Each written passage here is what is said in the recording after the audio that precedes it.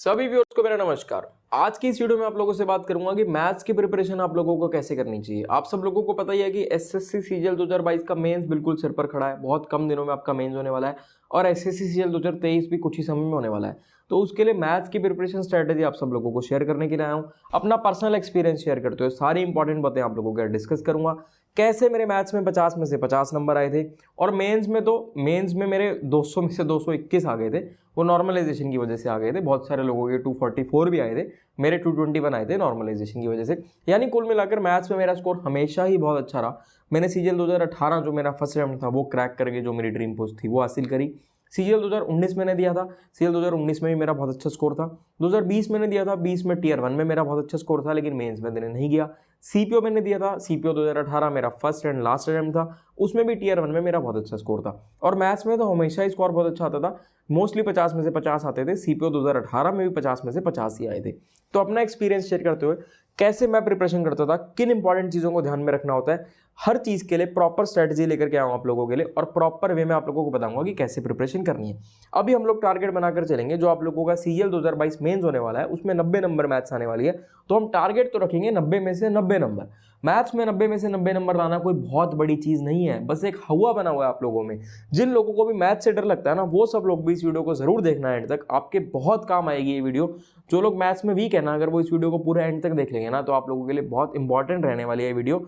और मैथ्स में 90 में से 90 नंबर बहुत सारे लोग स्कोर कर सकते हैं, लेकिन जो लोग वीक है मैथ्स में, जिनकी मैथ्स बहुत ज्यादा वीक है, उनको चलो 90 में से 90 नहीं तो हम 80 नंबर का टारगेट जरूर रखेंगे उन लोगों के लिए, कि वो लोग 80 से ज्यादा स्कोर कर पाए। अगर इन सब चीजों को आप लोगों ने ध्यान में रखा ना, जो मैं आप लोगों को बताने वाला हूं, तो काफी हाई चांसेस हैं कि आप इतना अच्छा स्कोर कर पाओगे। देखो मैथ्स में क्या क्या चीजें इंपॉर्टेंट है। पहले आप लोगों को सिलेबस पता होना चाहिए। तो मैं मानकर चलूंगा कि सिलेबस तो आप लोगों को पता ही होगा। सिलेबस मैं आज की वीडियो में नहीं बताऊंगा, क्योंकि जो लोग प्रीलिम्स क्लियर करके मेंस तक पहुंच रहे हैं उन लोगों को सिलेबस का तो पता ही होगा। अगर जो फ्रेशर्स हैं वो वीडियो को देख रहे हैं, जिनको नहीं पता, तो मेरी स्ट्रैटेजी एंड टिप्स प्लेलिस्ट में चले जाना, वहां पर आपको डिटेल वीडियोस मिल जाएंगे, उसमें सिलेबस वगैरह सब कुछ मैंने बता रखा है। सिलेबस पता होने के बाद आप लोगों को प्रिपरेशन स्टार्ट करनी है।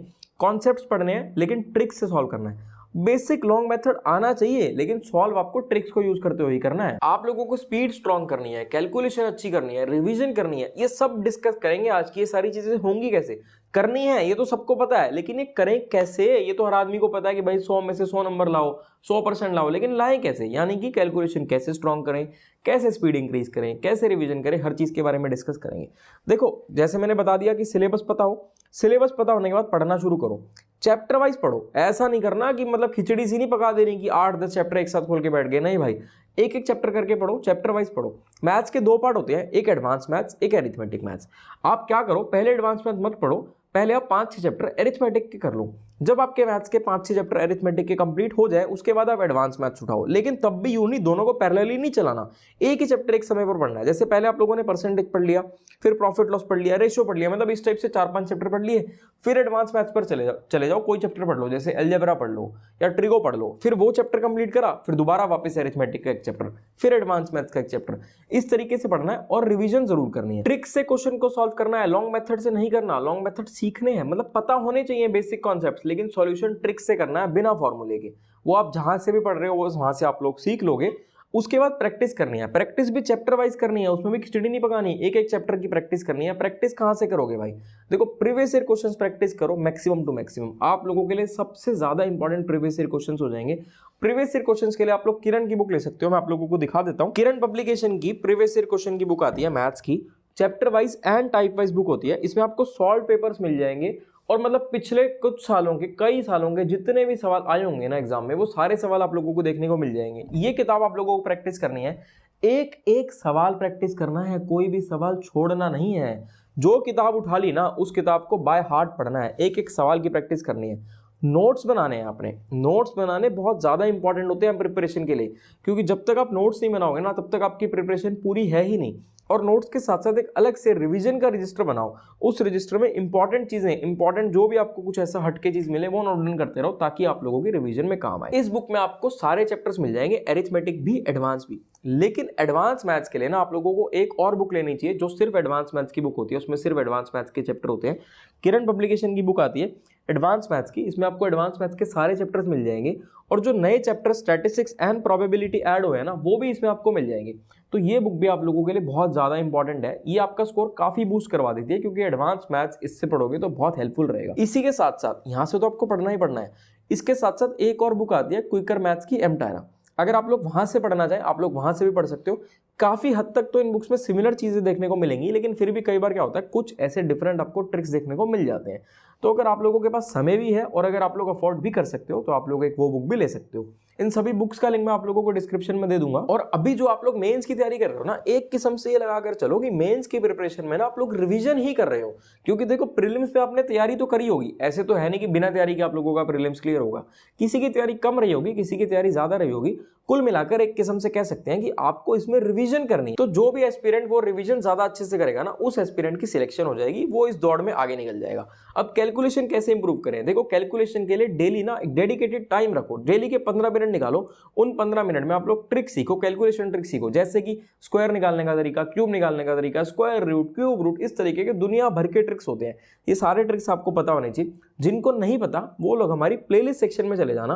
प्लेलिस्ट सेक्शन में ना आप लोगों को हमारी मैथ्स की ट्रिक्स की शॉर्टकट्स की प्लेलिस्ट मिल जाएगी, उसमें सारी वीडियोस हैं, हमने हर चीज़ के ऊपर ट्रिक्स बता रखा है। और जो मैथ्स पढ़ाते भी है ना, जो हमारा दूसरा चैनल है कपूर गुरुकुल क्लासेस, उस पर जो मैथ्स पढ़ाते हैं ना, प्रॉपर ट्रिक्स से पढ़ाते हैं, एक बार पढ़ के देख लेना, मजा आ जाएगा आप लोगों को। और स्पीड बढ़ाने के लिए ना आप लोग मॉक टेस्ट भी लगाओ। देखो एक तो वो मॉक टेस्ट लगाओगे आप जिसमें आपको पूरा मतलब चारों सेक्शन मिलेंगे, एक आप लोग सेक्शनल मॉक टेस्ट भी लगाओगे, सिर्फ मैथ्स का मॉक टेस्ट लगा लिया। उसमें क्या करो, जैसे फॉर एग्जांपल मान लो 30 मिनट का मॉक टेस्ट है ना, तो आप अपना टारगेट बनाकर चलो कि आपको 25 मिनट में, 24 मिनट में, यानी कि 5-6 मिनट कम में वो मॉक टेस्ट कंप्लीट करना है। यानी जितने भी मिनट का मॉक टेस्ट है ना, उससे 20% कम टाइम में आप लोगों को मॉक टेस्ट खत्म करना है। जैसे 30 मिनट का मॉक टेस्ट है तो 24 मिनट में आप लोगों को मॉक टेस्ट खत्म करना है। इससे क्या होगा, इससे आपकी स्पीड इंप्रूव होगी। आप एक टारगेट बनाकर रखोगे ना कि भाई इतने समय में करना ही करना है, तभी आप लोग कर पाओगे। टारगेट होगा तो हो जाएगा। और उसके बाद जो समय बचता है, उस समय में आप लोग रिवाइज कर पाओगे कि क्वेश्चन जो करे हैं उसमें कहीं कोई सवाल गलत तो नहीं हो गया, या कोई ऐसा सवाल जो अटक गया हो, जो नहीं हुआ, वो सवाल वो समय मिल जाएगा उस सवाल को सॉल्व करने का। और एक चीज और बताऊं कि देखो मैथ्स कितनी भी वीक हो ना, डरना नहीं है। अगर आप लोग मेहनत करोगे ना तो हो जाएगा। और इस समय कोई नया कोर्स मत ले लेना, कुछ नया मत पढ़ने लग जाना। अगर वो आपने कर लिया तो आप लोगों के लिए ब्लंडर साबित हो सकता है। ये समय सिर्फ रिवीजन का है, मैक्सिमम टू मैक्सिमम जो आपने पहले पढ़ रखा है ना, उसी को रिवाइज करने का, उन्हीं चीजों को बार बार रिवाइज करना है। और कुछ बहुत ज्यादा मुश्किल मत पढ़ लेना भाई, मीडियम लेवल लेकर चलो, बहुत ज्यादा आसान भी नहीं पढ़ना, बहुत ज्यादा मुश्किल भी नहीं पढ़ना। और फिर वही कह रहा हूं कि जो आपने पढ़ा हुआ है ना, बार बार उसी को रिवाइज करो। कुछ नया पढ़ने बैठ गए ना तो भाई आप लोगों के लिए दिक्कत ना हो जाए कहीं। अपने आपको इंप्रूव करो, एनहांस करो, स्पीड बढ़ाओ, कैलकुलेशन ट्रिक सीखो, मतलब जो पढ़ा हुआ है ना उसी को रिवाइज करते हो, उन्हीं चीजों को इंप्रूवमेंट करनी है आपने। और रिवीजन का रजिस्टर जरूर बना लेना, आप लोगों के लिए बहुत ज्यादा इंपॉर्टेंट है रिवीजन का रजिस्टर। एक रजिस्टर होगा जिसमें जितने भी इंपॉर्टेंट कॉन्सेप्ट्स हैं हर चैप्टर के वो लिखे होंगे, ताकि आप एग्जाम से कुछ दिन पहले उसको बार बार रिवाइज कर सको, ताकि आपका स्कोर इंप्रूव हो पाए। आई होप कि मैंने आप लोगों को जो भी इंपॉर्टेंट चीजें हैं वो सारी बता दी हूं। बाकी फिर भी अगर मुझसे कुछ छूट गया, आप कुछ और पूछना चाहो तो कमेंट कर देना। वीडियो अच्छी लगे तो मैक्सिमम लोगों के साथ शेयर करना। ठीक है, फिर मिलेंगे आपसे अगली वीडियो में।